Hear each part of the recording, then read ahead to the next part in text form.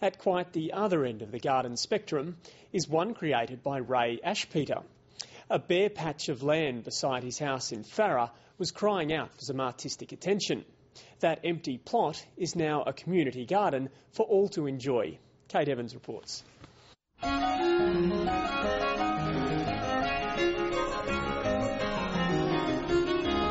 When I retired, I needed something to do, so I volunteered in the paediatric ward in the Canberra Hospital. And I met 4 very special children that were there long stay, and I become very attached to them, which is a mistake a volunteer makes.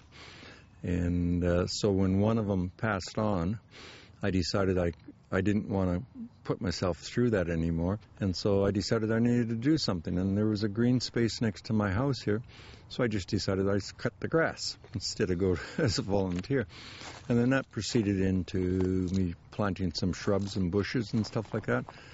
And then all of a sudden, I realized that the children meant a whole lot to me, and they'd given me little paintings and stuff like that, so I started making them bigger paintings.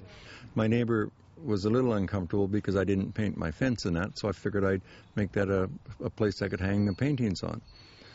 Hi, how are you? Good. Welcome to the Kids Nature Park Art Gallery. Children would come by with their parents and say, "Can we put a painting there?" And I said, "Yeah. I'll give you the paints and the brushes and the canvases, and you paint something, put your name on it, come back, and we'll hang them up." And it just evolved from that. Paint something for me and you bring it back and we'll hang it on the walls. Because the paintings have been here for 2 years now and some of them are getting dilapidated, I can't add more paintings. I think I've used up the space, so I got to replace them. But I think there's at least 100.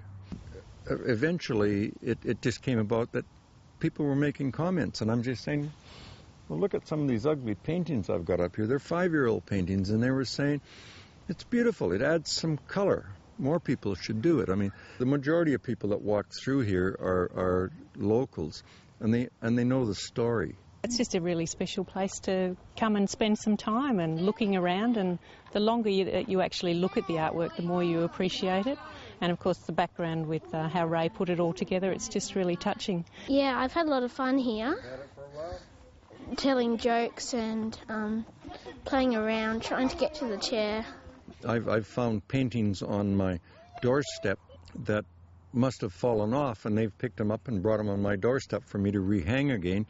And I just spent 10 days up in Kakadu, and there was a big box of paint with about 10 different colors in it.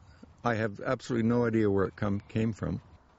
Over the years that I've put this thing together, there's never been any vandalism at all, none whatsoever. There's been no broken glass, no broken bottles, and young people walk up here at night, I can hear them, but they take the rubbish away with them. There's been no vandalism at all. It's a kids' park, and they look after it. And some of the younger ones, a little older than the ones that were here today, come by every once in a while and they'll knock on the door and say, "We're just coming to look at the park. We just want to see if there's something different."